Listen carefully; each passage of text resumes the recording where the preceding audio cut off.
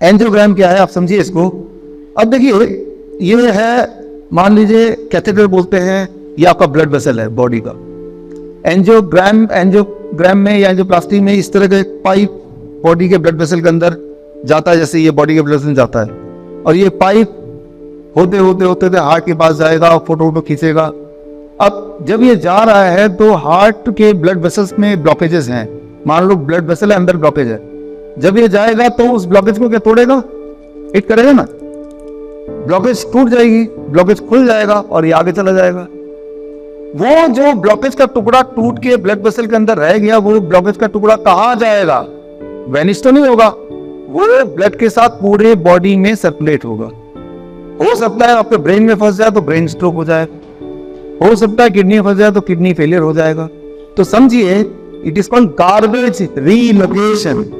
आपने वहां से ब्लॉकेज हटा तो दिया, बॉडी से थोड़ा हट गया, उल्टा डेंजरस है।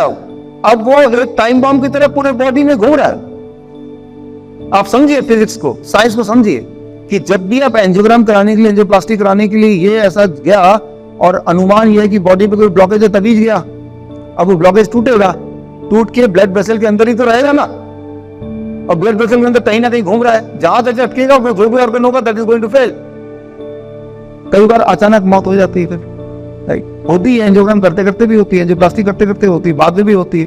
तो बोलने का मतलब ये कि गार्बेज रीलोकेशन से ऐसा महसूस हो सकता है कि मेरी यहाँ वाला दर्द ठीक हो गया, but it is got relocated somewhere else for some other danger. इस बात को हमें समझना पड़ेगा कि गार्बेज रीलोकेशन नहीं करना है, हमें गार्बेज आउट करना है। गार्बेज आउट करने का नेचुरल तरीका है, ये बहुत ही अच्छा तरीका है जो हम करते हैं, हेड डाउन टिल्ट। आप में से किसी ने किया यहाँ पे, आप कुछ लोगों ने head down tilt. Head down tilt में भी ग्रेविटेशनल रेजिस्टेंस को हम यूज करते हैं। जब आप इस तरह से है तो यहां से blood because of law of gravity की पुल की वजह से नीचे आने लगेगा अराउंड दिस एरिया। यहाँ पे किडनी है और किडनी में जब ब्लड ज्यादा पहुंचेगा तो किडनी ज्यादा एक्टिवेट होगा। आपको कैसे पता चलेगा एक्टिवेट हो रहा है कि नहीं?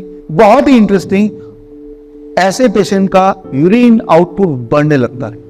Try to understand. उसका पेशाब, ऐसे जो किडनी के पेशेंट जिनको पेशाब होता ही नहीं है, अब उनका पेशाब आने लगता है, फिर धीरे धीरे नॉर्मल होने लगता है, और नॉर्मल पेशाब हो गया सिर्फ हेड डाउन टिल्ट, राइट। तो कितना दिन लगेगा? पहले दिन से ही आपको फर्क पड़ेगा। तो जिनका तो पेशाब बंद हो जाता है या कम आता है किडनी फेलियर की वजह से, तो in addition to that head down tilt. अच्छा, किसको नहीं करना है? ब्लड यहाँ पे आ रहा है तो उनका इस पोस्चर में सबका ब्लड प्रेशर टेम्पररी बढ़ जाता है। तो जिसका ऑलरेडी हाई ब्लड प्रेशर की दिक्कत है उसको हम ये नहीं कराते। फिर पहले तो हॉट वाटर इमर्शन से ब्लड प्रेशर की प्रॉब्लम को खत्म करते हैं, फिर ये कराते। तो यहाँ पे थोड़ा सा हमें ध्यान रखना पड़ता है।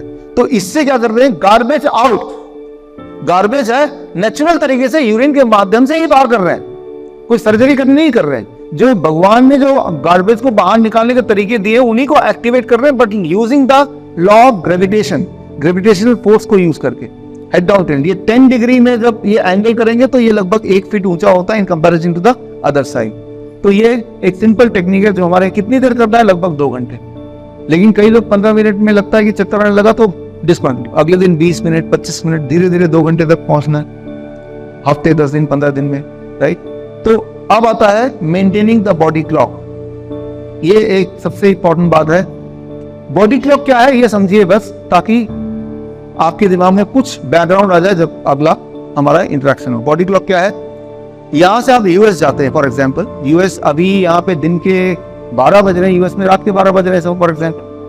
यहां से आप उठ के यूएस जाते हैं, यूएस जाते ही जब वहां पे रात है तो यहाँ दिन है, आपको नींद नहीं आएगी रात, है ना, क्योंकि आपका जो बॉडी क्लॉक है वो यहाँ के हिसाब से सेट है। Got idea? हाँ, समझ रही बात? तो इसे कहते हैं आपकी भाषा में जेट लैग हो गया है, और ये जेट लैग कई दिनों तक रहता है। धीरे धीरे धीरे धीरे आप वहां के हिसाब से ट्यून हो जाते हैं, फिर आपको रात को नींद आती है और दिन को आप काम कर पाते हैं। समझ रही है?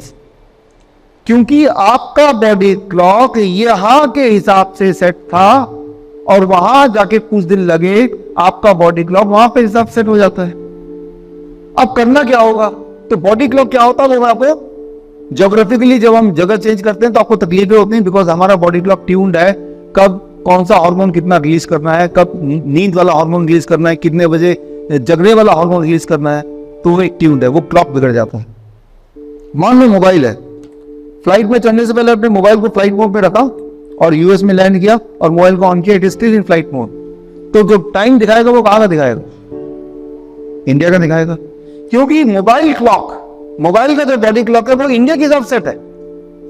अच्छा, कितने दिन तक इंडिया का दिखाएगा? जब तक इसको लोकल नेटवर्क से एक बार कनेक्ट ना कर दें। जिस तरह से इस मोबाइल को वहां के लोकल नेटवर्क से एक बार सेट आपको कनेक्ट करने की आवश्यकता है, तभी वहां का क्लॉक ये पकड़ेगा। ठीक उसी तरह से आपके बॉडी, आपके स्किन को एक बार वहां की धरती से कनेक्ट करने की जरूरत है, तभी आपका बॉडी क्लॉक पूरी तरह सेट होगा। कैसे? जब आप हवाई जहाज से उतरे, जब मौका मिले जूते उतारिए और नंगे पैर वहां की धरती में जाके बैठ जाइए, खड़े हो जाइए 15-20 मिनट, आपका बॉडी क्लॉक सेट होने लगेगा। As simple as that. Mobile में तो करते ही है ना, जैसे आप उतरते हैं सीधा ऑन करते हैं और वहां का जो नेटवर्क है, चाहे एयरपोर्ट का नेटवर्क, वहां सब कनेक्ट कर लेते हैं। ठीक उसी तरह से जब अभी आप क्या कर रहे हैं राइट नाउ, अभी भी आप ध्यान से नीचे देखेंगे, मान लो आपका मोबाइल का क्लॉक रीसेट ना हो, गड़बड़ हो जाए, तो आपके सारे अपॉइंटमेंट, आपका सारा दिनचर्या सिर्फ उस क्लॉक के गड़बड़ होने से गड़बड़ हो जाएगा ना। जब सोचेंगे 2 बजे मीटिंग है, जबकि यहाँ पे तो 4 बजे दिखा रहा है वो, एवरीथिंग विल बी फिनिश। तो अगर हम अपना बॉडी क्लॉक सेट कर लें तो बीमारी होगी नहीं, और अगर है तो ठीक होने लगेगी। ये बहुत ही इंटरेस्टिंग बात है, 2017 का नोबेल प्राइज विनिंग साइंस, इस पे हम काफी समय से काम कर रहे हैं और हमने देखा कि बहुत सारे पेशेंट्स हैं जो यहाँ भी नहीं आ पाते। नहीं, हम चाहते हैं कि सबको यहाँ आने की जरूरत पड़े, लेकिन जैसे उनको बॉडी क्लॉक के 7 प्रिंसिपल समझाते हैं और जैसे इसको करते हैं वो ठीक होने लगते हैं।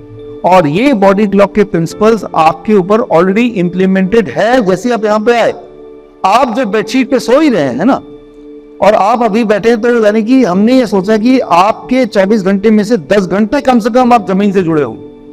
दूसरा जो हमने अभी किया, जो सबसे ज्यादा जरूरी, वो है ईट बाय सनलाइट।